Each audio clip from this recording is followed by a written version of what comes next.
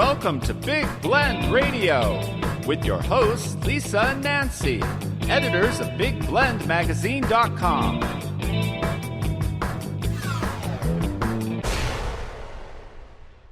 Liberated, the new sexual revolution, is an eye-opening documentary that gives us a front row seat to the rise of today's hookup culture and how young people are navigating a very toxic social and sexual landscape, from the sandy, booze-filled shores of spring break, like outside at Panama City.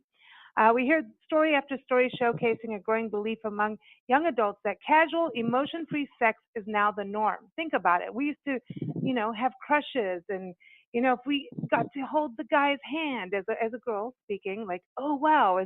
But now that's kind of a thing of the past when it comes to being 16, 17, 18 into your early 20s.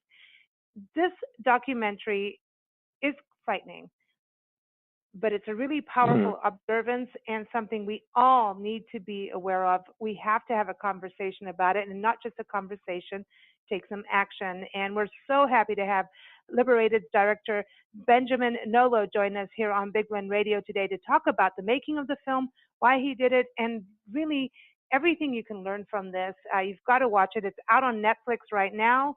And it's also on a World Impact screening tour, going to university campuses across the America, UK, Australia, and New Zealand. So important, because really, when you think about spring break, this is a global thing. It's not just at Panama City Beach. It's all over. People come from all over the world to Panama City. I know about that, having lived there, but this is a global, I'm going to say it, an epidemic. We need to take a good look at this. You can also go to magiclanternpictures.org to learn more about tour dates, locations, and also to get involved. So welcome, Benji. How are you? Oh, thank you so much. I'm doing great. Really appreciate the opportunity to talk with you guys about the film. Thanks for having me. It's frightening, and thank you for what you've done. Nancy and I, we were first like, okay, we have to look at this. And when we first heard, like, hey, do you want to bring Benji on the show? We're like, well, we need to look at this first, because now, it's a new sexual revolution. What are we getting into? So we had to definitely check it out. And then we're like, whoa, I'll watch our language, but holy cow, man, that's not what we expected. And it was very, very real. And personally, as back in my teenage years, which wasn't that long ago, there was that culture was happening. It was the beginning of it. Like, I got myself into trouble as a young girl, and I fought my way out of it and said, hell no. It was spring break kind of vibe. And I was only 14 when, like, I thought, oh, you can trust these guys. I didn't know this. And next thing you know, you're in a car and all of them try to jump you. And you're like, oh no, that's not happening. I'm going to beat you up right now. And I actually managed to run out of it. And that, watching your documentary and understanding just how there's that vibe of mobness that I understand, and we've been through so much living in different countries. I understand that, and when I watched Spring Break, and just watching it, I felt like it's a mob on women, against women. That's where the fear comes from me, is that mob. Yeah, that's definitely was a situation. For me, I grew up watching MTV Spring Break, and there was a certain projection, an idea of there was a certain idea of spring break that was projected, and it was the idea that everyone's down there partying, having a fun time. And so, actually, in the initial stages of filming, we had only imagined going down to spring break and talking with young adults as being a small subsection of a larger film. And but once we got down there and encountered the situation, partly of what you're referring to, of this mob mentality on the beach, and the normalization of sexual violation that happens to girls in that environment, was the catalyst for us to press deeper into that story to find out what's really going on here. And so it was a totally, what I experienced in going down there was totally different than what I had seen, represented on MTV Spring Break. And I think is part of what makes this film like such a important and compelling film for what's going on in the culture right now. Yeah, because we also look at like the Me Too movement, and I mean, which is, I just want to say that's not a new thing. It's been around for years. You know, Nancy, you know, Mom Nancy here can speak to, you know, back in the 60s and 70s having to deal with the same kind of thing. But now it seems that when we look at this attack on women, that it's almost become a norm when it's really, they've taken, it seems like there's this emotion taking out of relationships. Like it's not a relationship now, it's just now we're going to just have sex and who cares? And it's like we have a culture that supports that. And I as a woman, I go, no, we can stand up for ourselves. We can have relationships. We can have relationships that are very casual, but we don't have to be like that. I want women to empower themselves in a stronger way. Yeah, that's one of the interesting conversations that we have in the film with a young woman named Dakota, and she makes this point, you know, that you're making, that during the sexual revolution of the 1960s, that there was still, you know, even though people were engaging in casual sex, that there was still this idea that I love this person, or, you know, I can in some way empathize with this other person, you know, and today, where that notion of love or empathy is seemingly gone, and it's purely just about the acquisition of pleasure and nothing else. And so that's why the title, The New Sexual Revolution, really comes from this dialogue that we had with this young woman at Spring Break, who kind of broke that down for us. And then in talking with sociologists who have done studies on the hookup culture of today, kind of bear that out, that today it's all about, you know, having the hookup and then not having any feelings, anything attached to it all whatsoever. So the idea is being able to say, you know, oh, I don't feel anything for that person. That was just a hookup. You know, and that is part of. Right. Why bother? Yeah, I mean, it does. It's seriously, you know, why bother? You know, I think from even going back to biblical days, that you can pretty much see that women were perceived as property, cattle, objects, not people.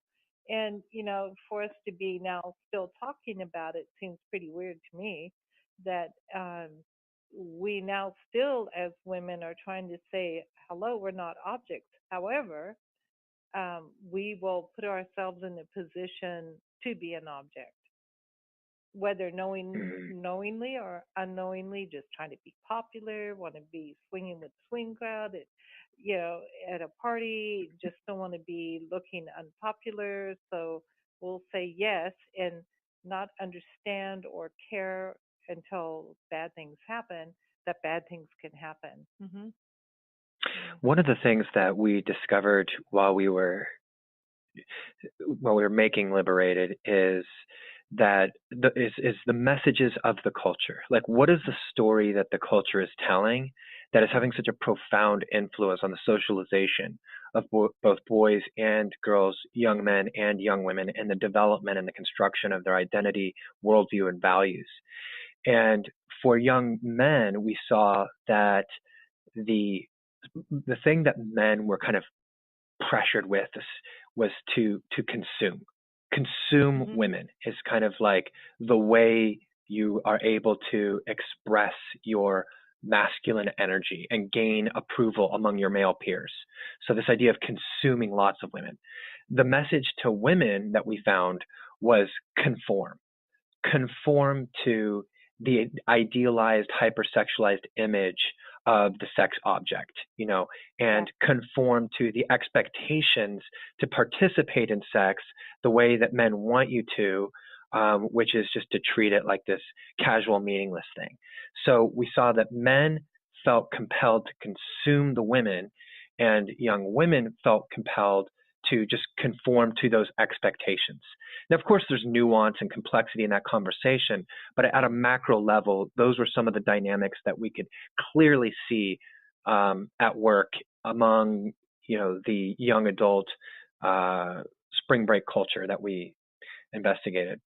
what was interesting to me was like when you talk about that, that when you look at the males, there was a hierarchy that they already started to develop it. This was the guy that kept getting girls in the room like 3-4 times. Like I remember that British dude, you know, and then the girl leaves and falls in the sand, you know, drunk. And I'm like, no, you know, I wanted to go like, girl, you don't do that. And yet half of the guys with him didn't really want to be like him, even though there was this like, you need to do this. Oh, we want to get as many girls, you know. I remember that kind of thing when I was in high school, but it was a tad lower on the. It wasn't as bad. And I went to high school in South Africa, so maybe it's different. And that was back in the early '90s. And I mean, there was that, but it wasn't as bad. And there were a few guys you had to go like, hello, no, no, no. But it it was interesting because to me, when I watched the documentary Liberated, everybody go get it. You've got to have this dialogue. You have to get this. If you're a parent or thinking of being a parent. Right. But when you look at the men, they had this hierarchy, and you could see that they were like, here's the top dog who always gets the women, and I'm going to be second, I'm going to be third. And so they already put themselves there. The women also started to do that, and that there was almost this competition with the women too, to be, are you going to be the one on the dance floor who takes your top off or not? And some of the ladies that you filmed did not do it. And they're like, okay, we're not going to go that far, but we're going to we're going to go see what it is. And then when we watched the MC of that event, I was like, what are you doing as an adult making this happen? And what I want to know is, what are the communities doing? How disgusting, in the world of tourism, which Nancy and I are very involved in, how disgusting, shame on you. And the sheriff at the end really went off on that too. How are we allowing it, not just in parenting and our youth, our youth education, how are we allowing it in the tourism industry for that to happen? Well, you have to look at your restaurants, your hotels, your nightclubs. What are you doing? But you see this hierarchy, and that's where I kind of like, I want to draw like this graph of how everybody has changed according to what we have developed as a culture. It's crazy. It's crazy. Sorry, I'm just upset about it. No, yeah, there's a whole system, and it's the framework of that system is driven by financial gain, and so. So you have, huge corporate sponsors of these parties that are put on at spring break. When we reached out to the clubs that were hosting these parties and requested interviews, they wouldn't interview with us because they felt like it would implicate their sponsors. And then they actually, in an email, gave us a list of their sponsors who they were concerned about implicating in these parties. And it was the Coca-Cola, Monster energy drinks. It was these huge corporate sponsors that are putting on these parties where you have these guys in their mid-30s getting up on stage as hosts or DJs, whatever you want to call it, and really preying on the vulnerability of young women who are, just letting their hair down at spring break, probably had a little bit too much to drink, but encouraging them to drink more, get on stage, do this. So really, like what MTV would portray is, oh, can you believe what these girls are doing? Or that's what Girls Gone Wild was all about. They would just capture the girl in the moment of taking her top off and then say, oh, this is about Girls Gone Wild. Actually, it's about older white predatory men preying on the vulnerabilities of young drunk women to get them to do things that they wouldn't otherwise normally do in order to sell the idea that they're nothing more than these ravenous sexual, objects. And men are the innocent bystanders. And, so when they are consuming these women and gang raping them, well, it must be the fault of these women because after all, they're asking for it. I mean, it all just ties back into this rape culture that we're living in. This is very much like, are we human or animal? Or animal? I mean, we know as humans, we are absolutely animals. So your base behavior, where does it start? Where does it end? So when you look, okay, you can say financial gain. I get that. But at the end of the day, do these people feel anything about what they just let happen, that they stood there and watched? No. Is it really about the money? I don't think so. I think it's more about power and control. And at the end of the day, I just have to call them non-human. I really do. I don't think if you're human, and we're supposed to have free will, and we're supposed to be educated, and we put ourselves higher than animals. We do. We say Yeah. we are better or educated than animals. Then you have to look at it and go, I don't think so. But I think there's a lot of people in that documentary that I watched that didn't want to be part of that. So there's a lot who don't want to be there. They didn't want to be in that. Well, you know what I mean? Hookup culture embodies a world without empathy. And it is a projection of what that world would look like. And it's a very sad story, and it's a very sad picture. It's a nihilistic picture. Mm-hmm. And it's a picture, like you said, of complete dehumanization, the full desacralization of sex, and a very transactional way of being in the world. And the people who are in that are living it out because it's what you do. This is how the normal and the norm that we have created in our society. But these same people will say to you that they're not happy about it. It's not like anyone feels like they're really winning in this scenario. And so I think it's a matter of us just, saying the emperor's not wearing clothes. Like, it's just, it's like, and that's kind of what I feel like Liberated embodies. It's just, right, exactly. It's just, but taking an inventory for the futility and depravity of what is currently the normal way of engaging in relationships as young adults. I think women have to take stock of themselves, especially, mothers who are raising young women and young men, because there's a responsibility to raising young people. You have to raise your sons not to look at their sisters, mothers, daughters, girlfriends as objects, and you have to raise your female girls to have some respect for themselves and to not let themselves fall into that. And it's really hard with television and computers and media and all that. Like, social pressure. I want to go out there and party. But fine, but you better know what you're doing and how to not get into trouble. And sometimes I wonder, have we gone far enough to arming our daughters with knowledge and how to not get into trouble, other than don't do this, don't do that. Whatever. You have to have a dialogue with the youth. There's something missing. But there's a gap. There's a gap between adults and the youth, and I believe the dialogue has to be brought in and has to be discussed, and we have to have a bigger community. Our community is like, when we lived in Panama City, we all knew, oh God, spring break is here. No one's going to the beach. We all knew your beach day is over. Like, wait a couple weeks and then you can go back. And then, they would trash the place. I mean, they would literally trash it. And it would, we're like the birds and everything. We're like, what the hell are you doing to our beach, man? And it was terrible. And it was like, you looked at these resorts anyway, what they did on the beach. And we were like, what are you doing? But I think that it's got to be about having communities come together and have this dialogue, because if those resorts listen to their community, we wouldn't have those spring break issues. That's where I go. Like that, and why isn't the community having this discussion with youth? Why aren't they listening to them? Why aren't we focusing more on their development instead of let's all watch the latest TV show? We should be watching more documentaries because they tell the truth. TV doesn't. Well, money is the answer. Go, Benji. Keep making documentaries. No, but I think the hotels, and I know from living in Panama City that the hotels had to pay a lot of money to refurbish and clean clean their rooms afterwards. So I don't know if it's really a big profit maker anyway. It's not sustainable and it's not nice. Well, it's the sad thing that it's turned into is that it's created a context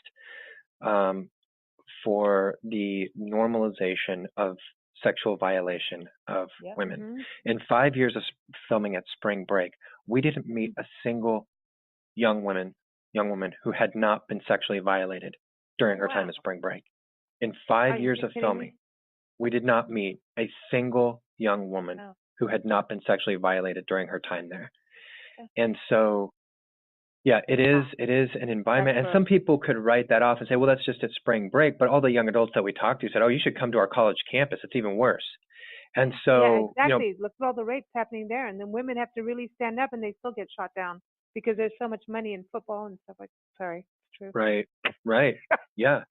So maybe, maybe you could say that this is a heightened context, but at the same time, what it's doing is it's creating an environment where the, maybe dormant attitudes finally have an opportunity to become activated or manifested. And what you see is the picture of a mob ready to rape. That's what it was like filming in the environment at Panama City Beach. And again, I'm not trying to come across as a sensationalist or, even a whistleblower. Like I'm purely just reporting the facts of what we encountered. How do you do that? While we were there. Wow. How do you do that without that's the one thing that was going through my mind. Is like, that is so hard. Like, I'd end up like hitting somebody to leave a woman or something. Like, how do you, like, I know, but you have to be the reporter style. Otherwise no one's going to know. Right. What was that like being there and filming? And some of them were talking to you and like saying, hey, we don't really want to be this way. We're here. But like some people changed, changed their attitude and realized like, I'm going to take a stance against this. So there was like some positives right there with you being there. But what was it like going back to your room with your camera and going, okay, I'm going to download this, like, damn. Like, I mean, how many whiskeys did you need after that? I'm just kidding. But right. Wow. Yeah. It was extremely unsettling to be in an environment like that. And again, it, initially was totally unexpected. And so it was initially very confusing and disorienting trying to figure out, okay, what's happening here? And it took some time to process that, to figure out the dynamics that were at work. And so that's part of the value that I see of Liberated is that it's not just what we capture down in this one, these few environments that we filmed at it for spring break. It's what that says about the larger culture. And so it reflects back to the larger culture. And it, makes a bigger statement about who we have become as a society, as a people, and kind of the underlying stories in pop culture that are fueling this kind of thing. But being on the beach and filming in that environment was deeply unsettling. I remember one situation where there was a girl who had stood up on something in which anytime a girl, if she got on somebody's shoulders or stood up on a cooler or something like that, immediately became targeted. And it was like, oh, she must be inviting, welcoming me groping her. So immediately she had her top ripped off, her pants pulled down, all this stuff is going on. Well, a lot of the other girls tried to just shake it off and pretend like they're having a good time, while clearly they're being, a little disturbed. This girl, it triggered her, and she was kind of fell and hunched over on the beach and was just weeping. And so I ended up trying to get her out of the mob that was surrounding her, and I'm trying to recruit her friends to help me out, who seem pretty disinterested. And she's in some type of post-traumatic shock. She's crying. She's fully triggered, and said that she had previously been raped, and so this was enacting something in her. So I'm trying to help her out, and she's like just totally like frazzled, like not like in a chaotic state. And I'm trying to recruit her friends to help me, and I look over, and there's a group of guys surrounding a different girl, and they're chanting, "Suck our dicks, suck our dicks." They're chanting that to this other girl over here to my left. Then I pan to the left of them, and there's a different group of guys surrounding a different girl, and they're chanting, "Show your tits, show your tits." And then I look back at the person in front of me and her friend, and at this moment, the whole crowd in front of me and to my right, which is about 10,000 people, start chanting, "USA, USA." And the girl in front of me, who, so there's, there's this girl's friend in front of me that I'm trying to get to help her friend out. She leaves me and her friend who's in this, traumatized state, and goes and joins the chorus of people chanting USA, USA. And it was just like this surreal moment where and again, not trying to be over dramatic, but I just literally just thought to myself, I'm like, is this who we've become as a people? That this is crazy. It's like women are we're not beer pong. We're not like chug your beer. Right. That's what it's become.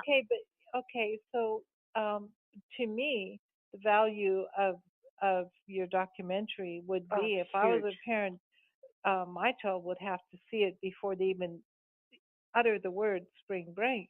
But now I'm wondering, because when you go into the psyche of a teenager, they're old enough young, to do it. They're older than teenagers. But do they go, ooh, that looks like fun, or oh, I better not go there? Which decision?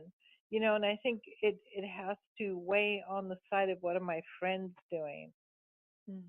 Who am I? Am I strong enough to not do this? Or am I just going to be one of those sheep that follow the crowd and be sad about it later? Yeah, when you put this out, what did you think? What did you want from that? Well, in the documentary, Kimmy, one of the girls that we follow around, makes this statement, and it's one that just has really just resonated with me and caused me to empathize with young people coming of age in our culture today. I sound like an old person saying that, but what she said is, it's hard growing up. And it's this idea of the struggle to come of age in our culture today, and the expectations or rites of passage that are projected onto young adults, and things that you're supposed to participate on that are extremely dehumanizing and dangerous, oftentimes dangerous. And then just the challenge on the level of constructing a healthy identity. I mean, if you talk to 111 to 14-year-old girls and ask them the names of a few pop culture icons, they will rattle off names like Beyonce, Nicki Minaj, et cetera, et cetera. If you ask them to name the 3 female Supreme Court justices, you'd be lucky to find anybody who could. And you just think about how sad that is, that the pressure that they face coming of age in our culture today strips them of their innocence, robs them of their humanity, conforms them into this transactional sexuality. And so in making Liberated, I mean, we really felt like we're fighting for the soul of a generation. And so our hope through it is that people will be able to find the empowerment to reclaim their humanity, from the culture.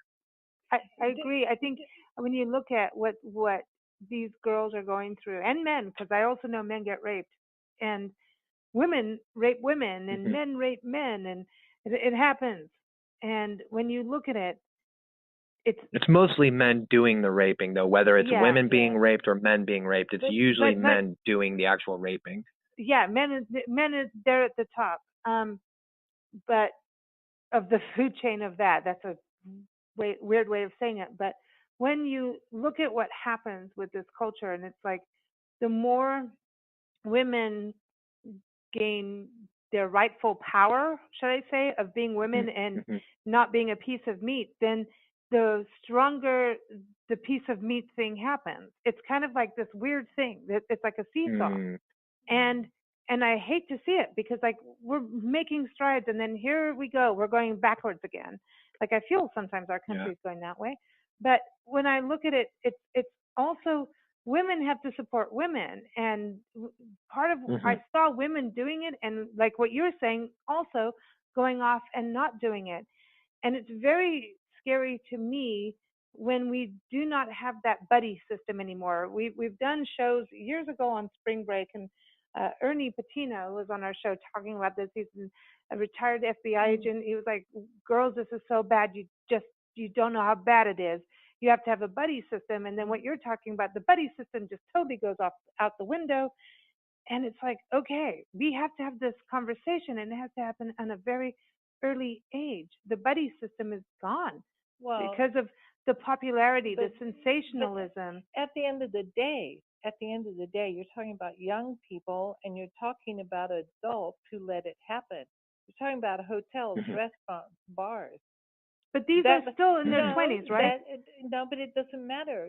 You're talking about adults collecting the money and letting this happen. You're talking about police, councilmen, governments, city governments who let it happen for the sake of the almighty dollar.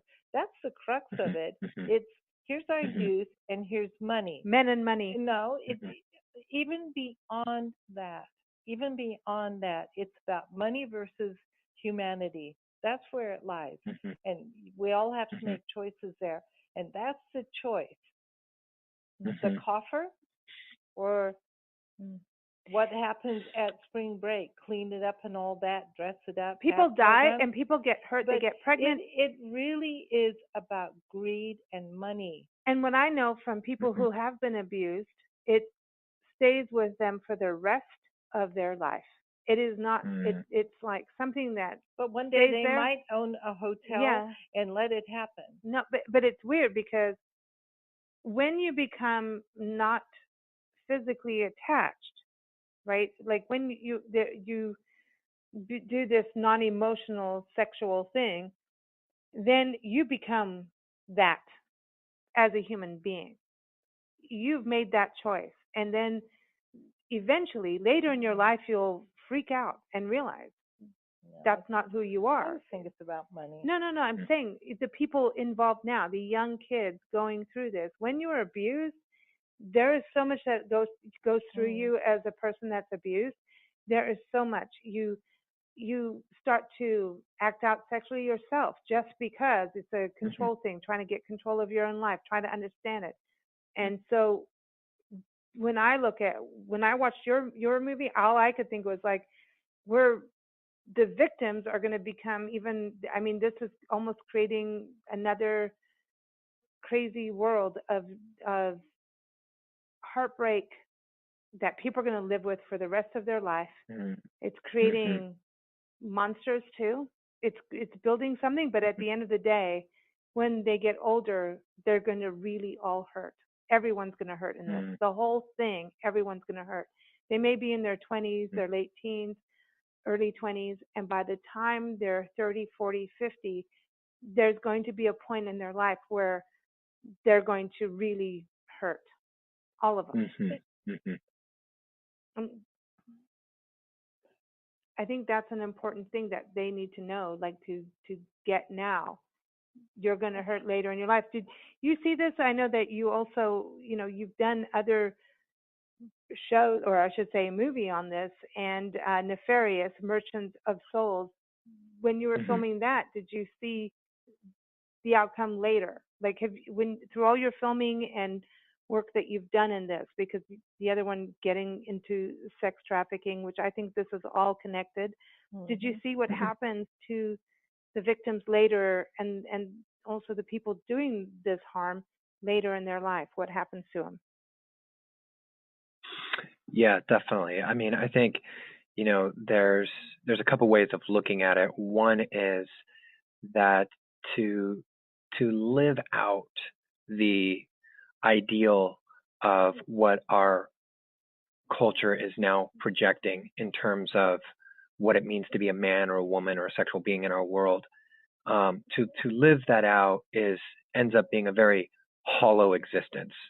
And the sociologists talk about these ideas of performance, like masculinity being a performance of something, femininity being a performance. It turned into these performance expectations that really aren't truly who we are. And so with kind of the power of what we refer to as the single story in our culture today, the way that our culture casts men and casts women, to live that out ends up, we almost have to divorce our humanity and live out this very hollow existence. So I think there's implications on that end of diminishing our own humanity, diminishing our own sense of self, our own quality of self-possession, our own empathy.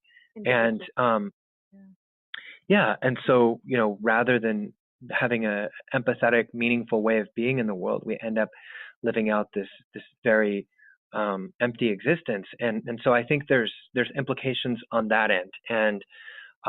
And you see that again in the growing nihilism and cynicism of people at young ages. I mean, it's crazy to talk to somebody who's 19 years old and have them tell you that love doesn't exist. I mean, how do you get that cynical at that age to even fully just throw in the towel on your conception of the most powerful ethic in the human order, which is love, and just say, well, yeah, it doesn't even exist because your life experience has so taught you otherwise. And there are, on the other side of this, there are implications for those who are victimized within this context. Beyond the ways that we sort of like victimize ourselves, is what we impose on others. And, you know, for this young woman that I saw, we didn't feature that scene in Liberated because she happened to be underage. But, you know, for her, it's like, what will the implications of that kind of violation of her sexuality mean for her down the road? What kind of triggers will that create? What kind of ways will that affect her future relationships? Will either inhibit her from being able to experience a healthy sexuality, she become hyposexual, or exploiting her sexuality in a way that she becomes hypersexual and ends up in all kinds of destructive scenarios as a result of that. And so, yeah, there are so many implications of this, and then the ripple effects go out. And like you said, you know, Nefarious captures the dynamic of global sex trafficking, but all of this comes down, whether it's sex trafficking, rape culture, sexual violation, hookup culture, all comes down to this fractured sexuality that is the fruit of a culture that says that casts men as sexual predators, casts women as sexual objects, and casts sex as a meaningless recreational act. And I thank you for putting that in such a good way, because I was trying to explain that as a victim, there's these different personalities you go through. Like you go through these stages of, you know, you're going to act out sexually and then you're not. And then you're going to go this, you know, you have these moments, and it's working through this. And it's a very difficult thing to do. And if someone is in a repeated situation, then they become cold with it. Then it becomes a norm. And then it becomes, you can barter with it. That becomes part of your value. It becomes a system. And our country has a problem with this. And it's happening on our doorstep, the sexual trafficking, and this is the culture we have bred. You know, it was like we used to be the Puritan nation, and of course, no, don't have pot, don't do this, don't do that, let's have prohibition. But at the same time, we can have this, you know what I mean? I know we've changed from prohibition and pot is whatever, but I'm saying we've come from this, you know, supposed puritanical position, and now we're going, okay, no, we're going to go crazy and do this. We're not going to have love. We're just going to use women, and women are just in their way going into the survival mode.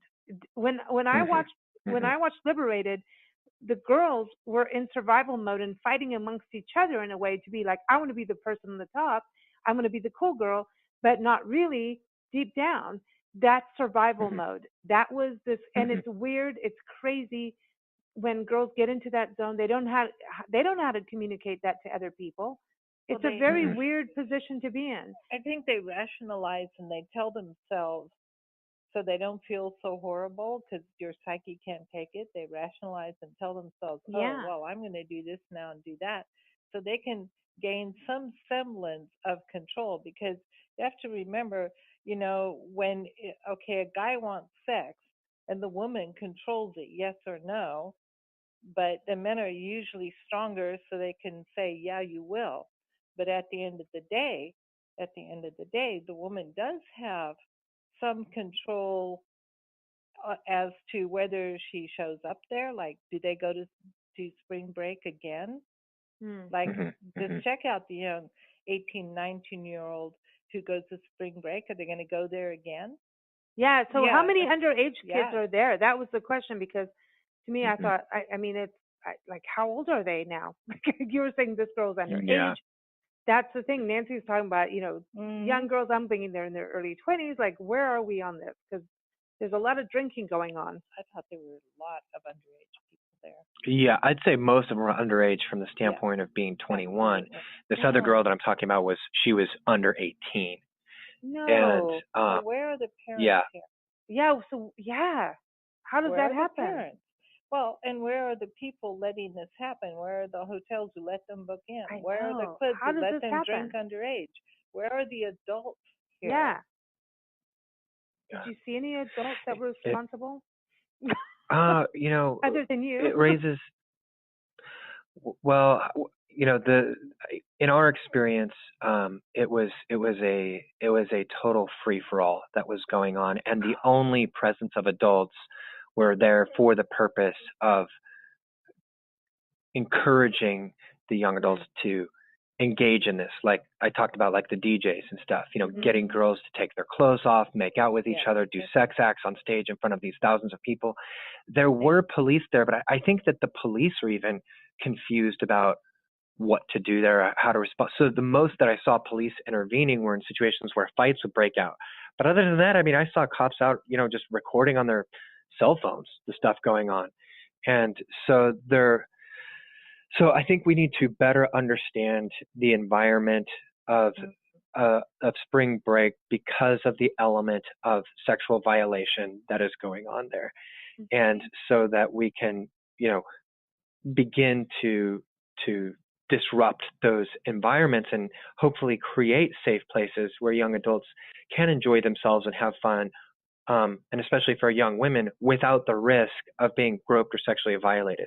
But in order to do that, it's just going to take a lot of work on the type of stories that we tell in our culture about what it means to be a man or a woman or a sexual being.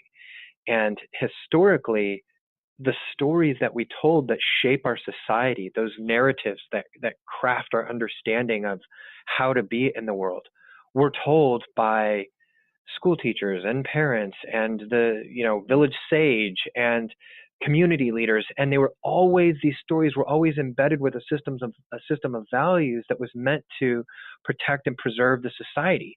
So, you know, stories that would be cautionary tales about stealing from somebody or sleeping with your neighbor's wife, or, you know, things like that, where it's like, we don't want those kind of things in our society because it will cause the society to implode.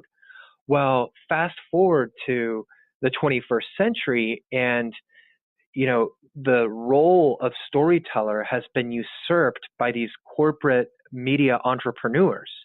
And their motivation is no longer for the preservation of society, but for the almighty dollar. And so what has happened is that the primary stories now don't have those values in it. And it's not a matter of if we're going to be exposed to those stories, it's just a matter of when. And so what we're seeing is a complete disruption of the fabric of our society as we have known it for thousands of years. And it's not to say that everything was good in the past, but we did have a sense of basic, you know, a basic idea of what was in the best interest of society. And I think that right now we live in this morally relativistic time where, you know, we're not being our society is not being infused with those stories, and there's so much chaos and confusion as a result of it. And so Liberated in some ways is a way of pressing pause and taking an inventory for the media saturated world that we've created and the subsequent consequence of how we are being socialized as a result of that. Yeah, and I think this has been building for a while. Like I go back to, like, I went to high school in South Africa, and then coming here, I realized as soon as I got here when I was 19, I was like, holy crap, I'm so glad I didn't grow up here.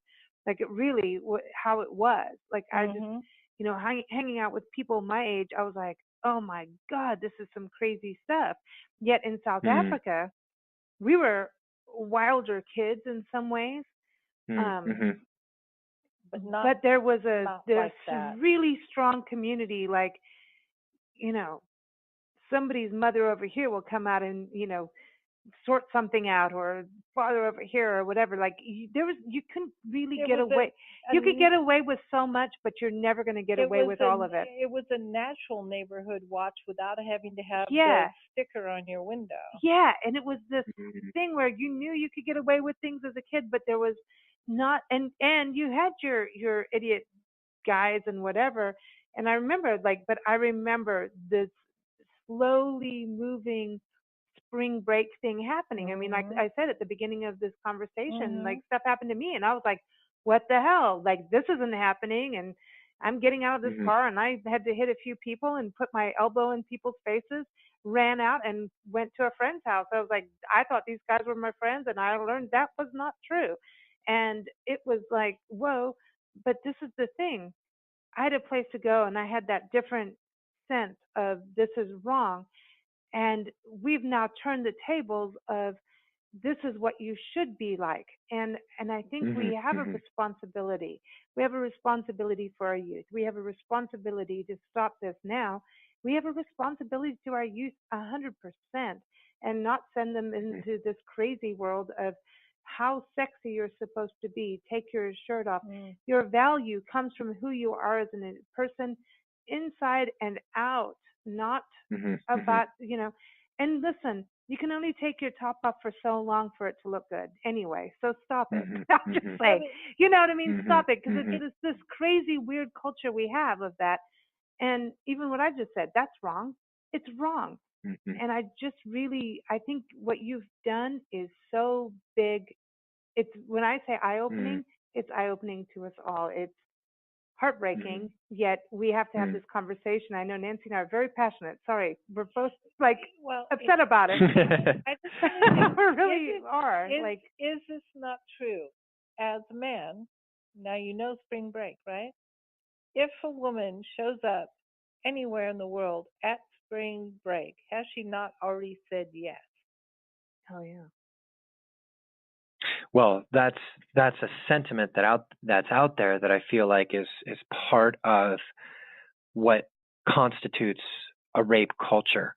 And it's this idea that I think stems from a lot of things. I think pornography is one of the main purveyors of this idea that all women are just, these ravenous sexual beings who are asking for it.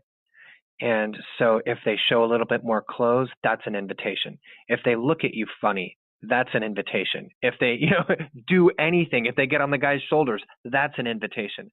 So it's this understanding of women really, and it's a way of victim blaming, of saying, that by getting on the guy's shoulders or by going to spring break or by wearing the wrong thing or by drinking too much, you're responsible for the sexual violation that occurs to you. My view is that a woman should be able to run down the beach naked, drunk at spring break, and guys would have enough dignity and respect not to touch that girl. Exactly. I've said, and maybe because we spent so many years in Africa where everybody's topless pretty much, and I'm not going to say rape doesn't occur, but I'm going to say they got a different attitude about it. They really do have a different attitude. I know Europeans have a different attitude about it.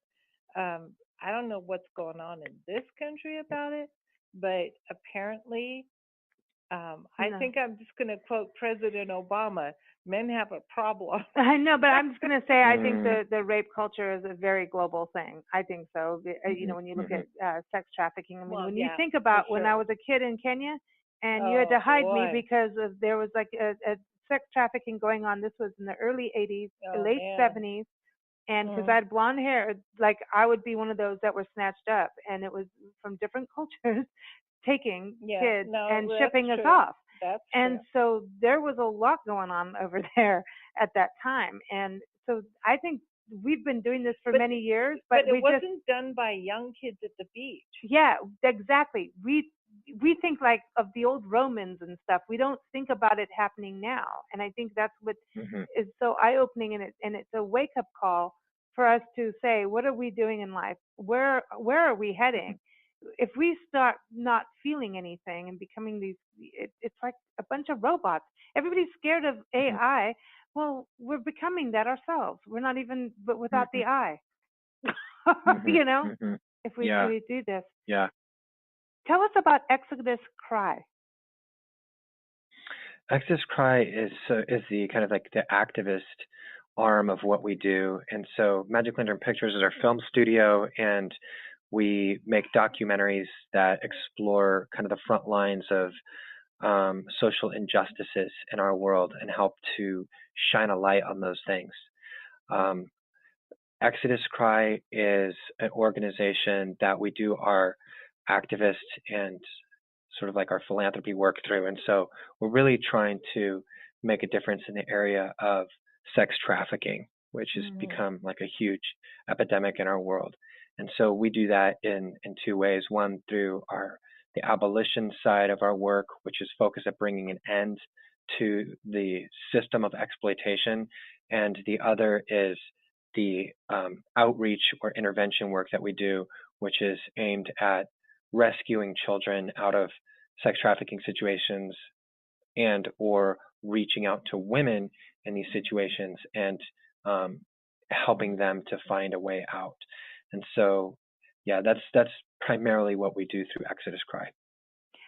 And I think it's really important because it's such a huge, it is global. And how, from your work and filming and doing all this, how does America rate in the world of sex trafficking compared to the rest of the world, do you think? It's hard to say. I mean, it's really different. Human trafficking takes on different expressions in different cities, much less different countries. And so we see many faces of sex trafficking in many parts of the world. The face of trafficking in Vegas, for example, is much different than the face of trafficking in Portland, is much different than the face of trafficking in Bangkok. But there's one commonality between all of it, which is male demand.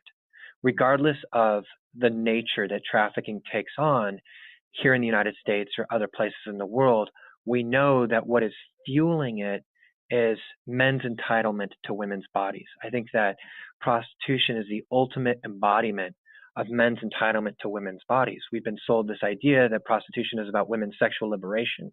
Actually, as a class, prostitution is a system that is about women's subjugation, and it's about catering to the demand of men. And so the reality is that without the demand for prostitution, sex trafficking would end today. It would be over. It would end. Wow. And so I think that we have a lot of work to do as men to deal with this issue of entitlement that on one end of the spectrum, you know, is something as seemingly innocuous as a cat call.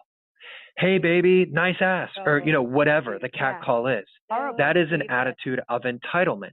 And it's that same attitude that says, I have the right to go rent this woman's vagina for an hour. It's that same attitude of entitlement that says, I have the right to go rent this child for an hour. And so it's, and that attitude of entitlement, that women exist for my pleasure, is what we, as the work that we as men have to do, and have to evolve past this archaic caveman way of being in the world, and stop patting each other on the back and giving each other male status points for the amount of women that we consume, and start challenging each other to be better, more empathetic human beings. I agree. It's interesting when I worked as I taught art in a convent in Kenya, and one of the nuns that I was teaching art to was only there because she was given a choice.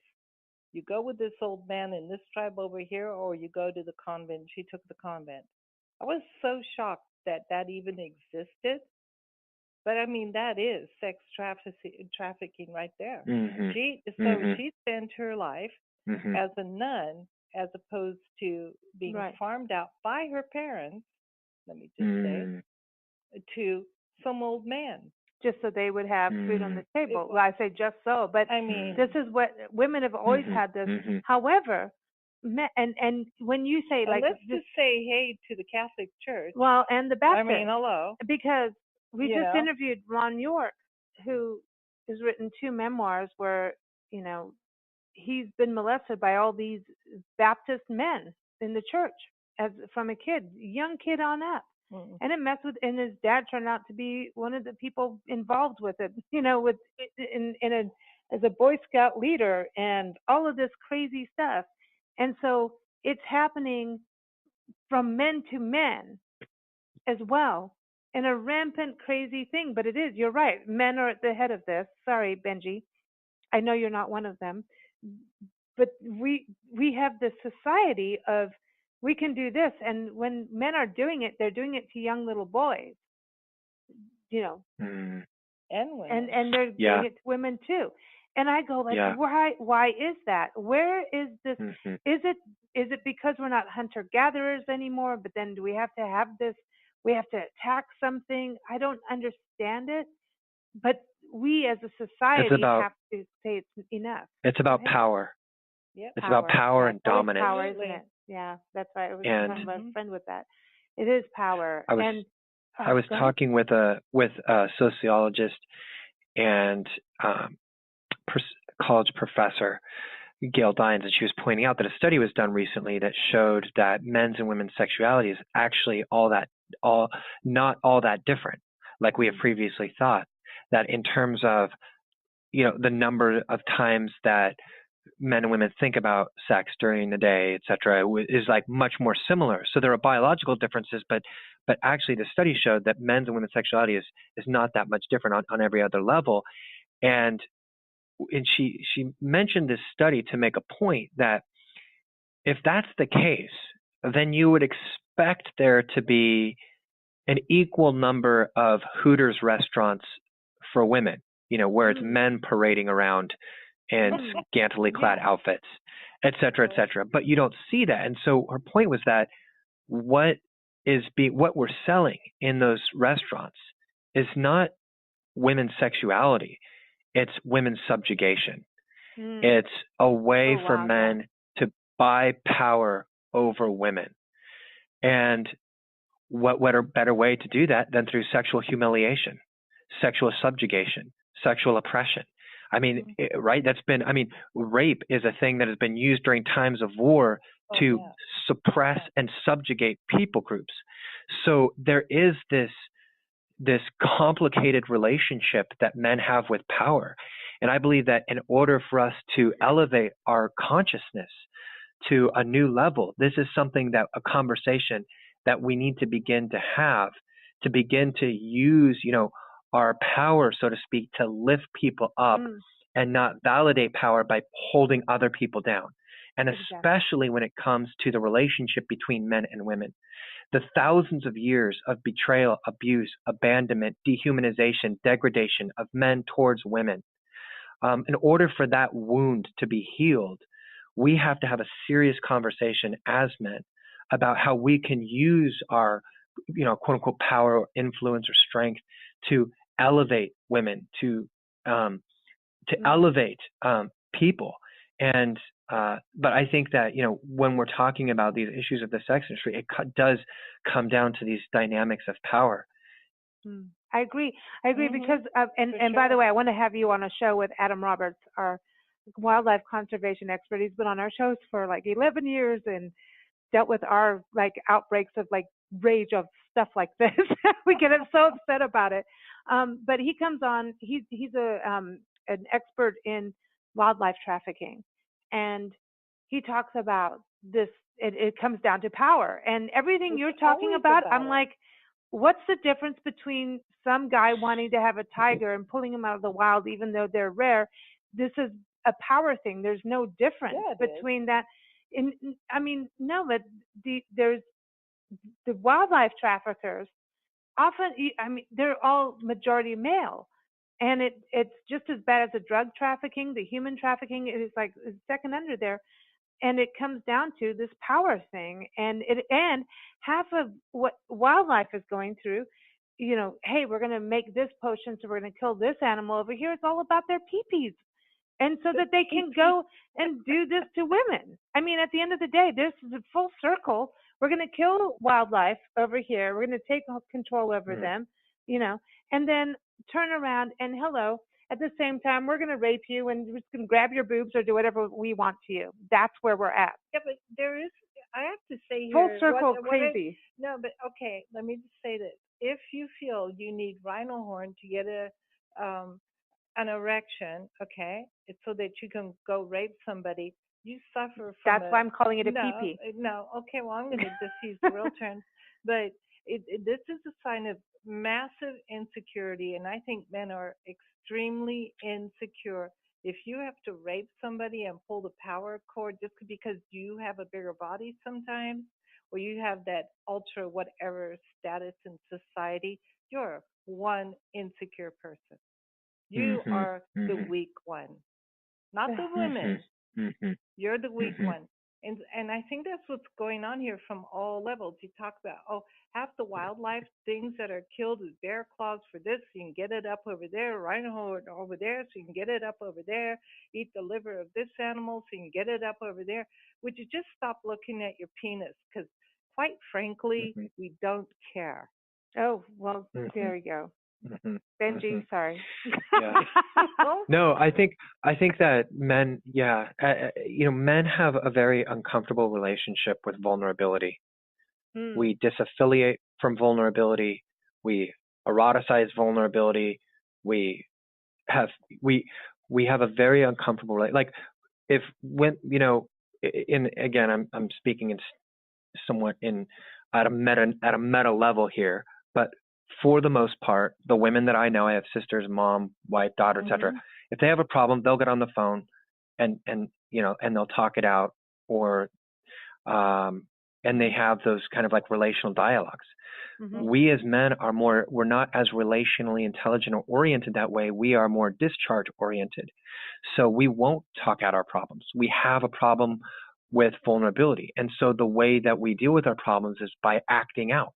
I mean, why are there why in all these school shootings is it, the one thing that is in common is that it's all men that are doing these shootings, it's all men. And we have, and so we will offload our problems through violence, through anger, through all these things. And we have to cultivate a healthier relationship with vulnerability, so that we can learn a new way of being in the world. And maybe there is something evolutionary in there about, needing to shut down vulnerability in order to survive, but we are a society now that has evolved to a point where maybe, you weren't able to express weakness because you were afraid that the lion was going to attack your village and you had to be on guard. I don't know what manifestations of evolutionary biology had in the past that don't exist anymore, and I think we're at a point where men's violence against women is at epidemic proportions. The leading cause of injury for women in the United States is men's violence, and I think that this reality should force us to look at our relationship with vulnerability, how we handle our problems. I mean, suicide rates are much higher among men than they are women. And there's a brokenness in man that when that wound and that brokenness and that fracturedness is not dealt with, when that uncomfortable relationship with vulnerability is not dealt with, that what you have is a world where rape is a common thing. Violence is a common thing. School shootings are a common thing. We have a problem with masculinity in our country and around the world. I agree. I think that's because they never, I just want to think that men need to talk more to women to find out what they really care about. Because men kind of feel like, I have to have a big penis. And women mostly don't care. It's like, are you loving, caring? Do you make me feel good? And I'm not, anybody can make anybody else feel good sexually if you got some moves.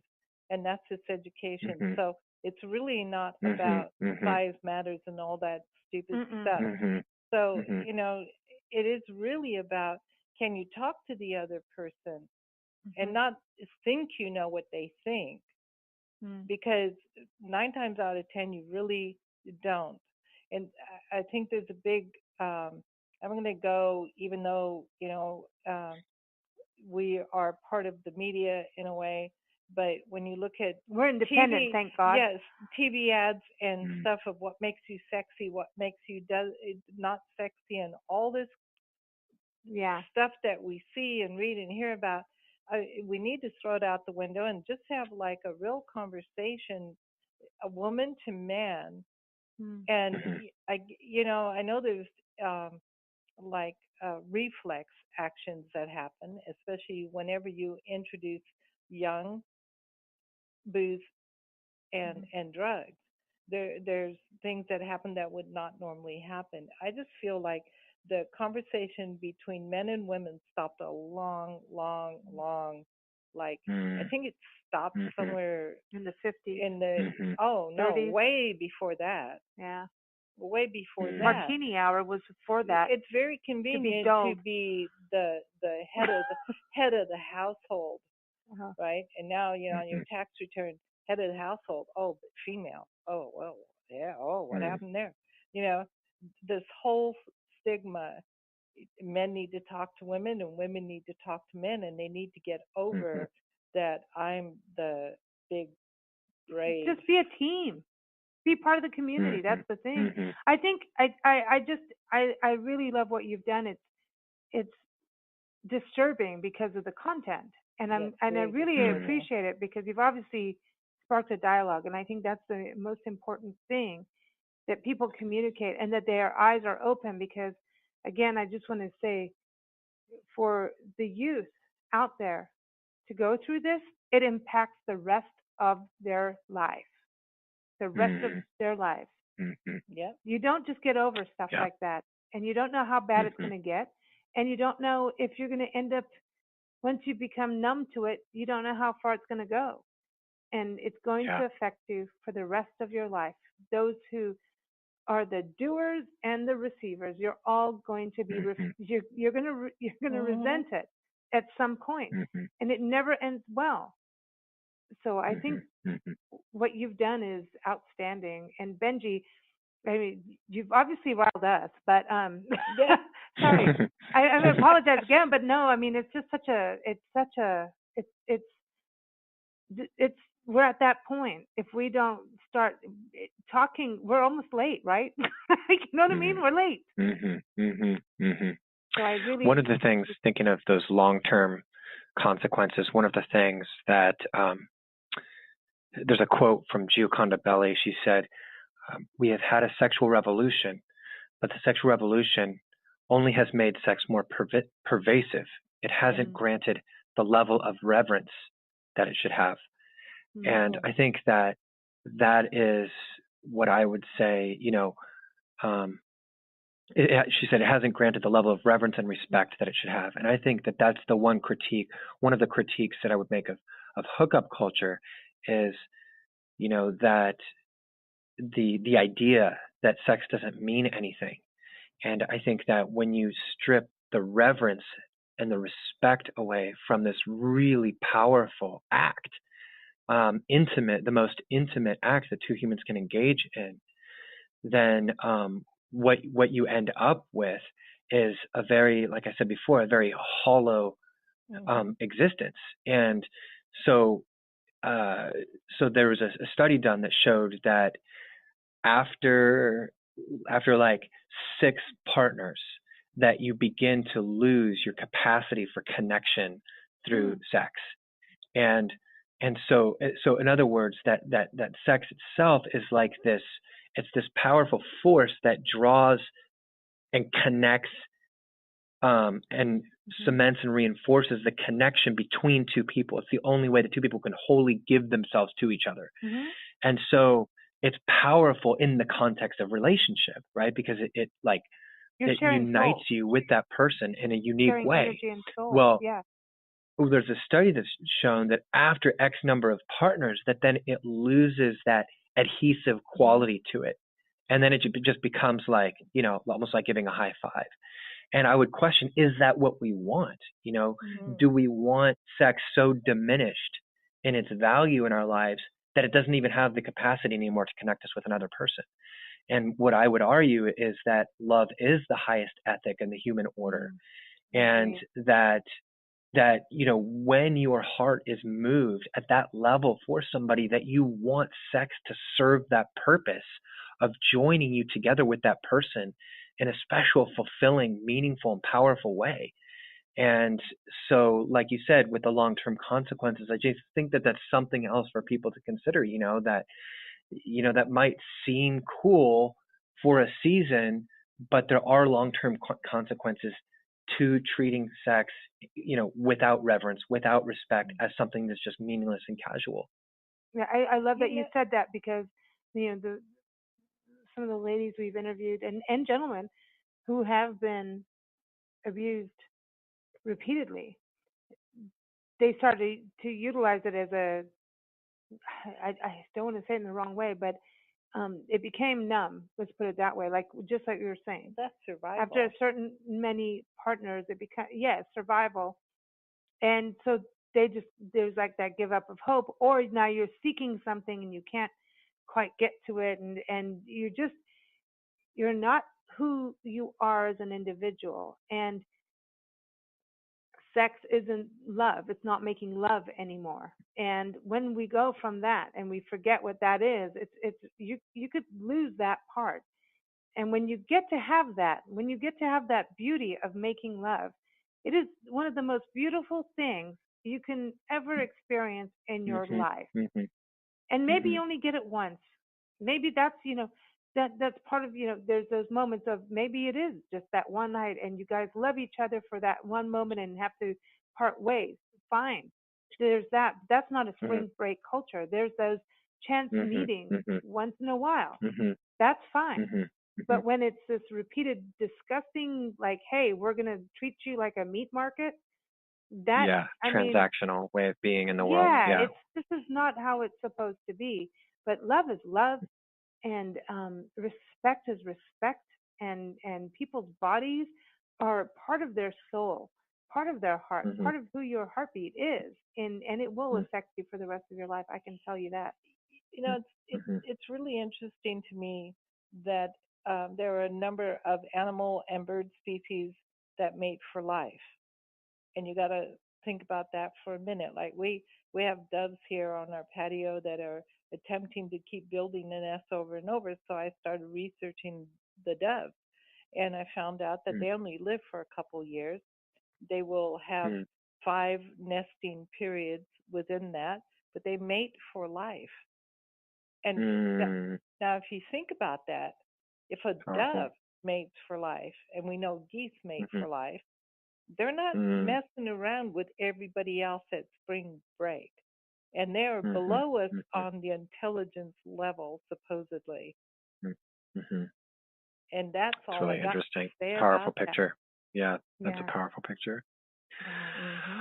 Wow. Well, it's been a great conversation with you guys. Absolutely. I think these are all important things for us, for us all to consider, and that would be my heart at the end of the day is, for the young adults growing up in this culture, is just to be able to have the autonomy to reflect on, to have some autonomy in deciding what's best for them, and to be able to have that agency and that quality of self-possession.